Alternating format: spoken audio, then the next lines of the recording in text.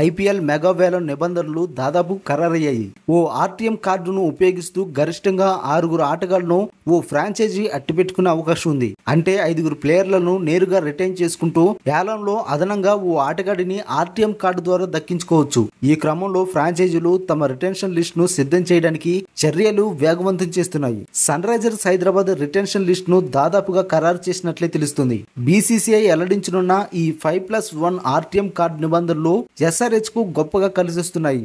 RTM card లేకుండా కేవలం 5 ఆటగాళ్లనే retain చేసుకోవాలనే రూల్ ఖరారైతే ఎస్ఆర్హెచ్ యాజమాన్యానికి తలనొప్పుగా మారేది. ఎందుకంటే 5 ఆటగాళ్లలో 2 విదేశీ ప్లేయర్లు మాత్రమే ఛాన్స్ ఉండే అవకాశం ఉంది. సన్ రైజర్స్ జట్టులో కెప్టెన్ ప్యాట్ కమిన్స్ తో పాటు opener Travis head, wicket keeper Heinrich Klaasen ఎంతో కీలకం. ఈ ముగ్గురులో ఒకరిని విడిచిపెట్టాలంటే మ్యాచ్ విన్నర్ ను కోల్పోయినట్లే. కానీ ఆర్టీఎం కార్డు ఉపయోగిస్తూ ముగ్గురిని సొంతం చేసుకోవచ్చు. అయితే దీనిలో ఎస్ఆర్హెచ్ సీఈఓ కావ్య మారన్ ఆర్థిక వ్యూహాలు అమలు చేయనుంది. కమిన్స్ క్లాసన్ ను రిటైన్ చేసుకుని హెడ్ ను ఆర్టీఎం ద్వారా దక్కించుకోవాలని చూస్తుంది. కమిన్స్ బ్యాటింగ్, బౌలింగ్ తో పాటు కెప్టెన్సీ లోను సత్తా చాటగలడు. కానీ క్లాసన్ వికెట్ కీపింగ్ తో ఫినిషర్ గా రాణించగలడు. వీరిద్దరికి వేలంలో భారీ డిమాండ్ ఉంటుంది. హెడ్ కూడా డిమాండ్ ఉన్నప్పటికీ విభిన్న పాత్రలు పోషించే వారి కంటే కాస్త తక్కువగా ఉంటుంది.